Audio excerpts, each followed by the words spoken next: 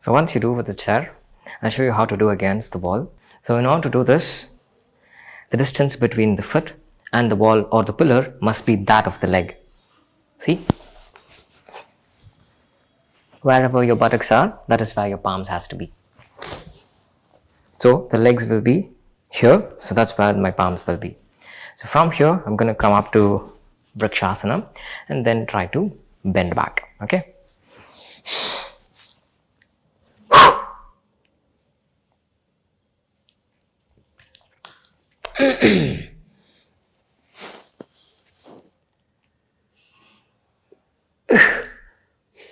So I bend the leg, I stay here, I straighten the hands, then I press the leg and then I jump back.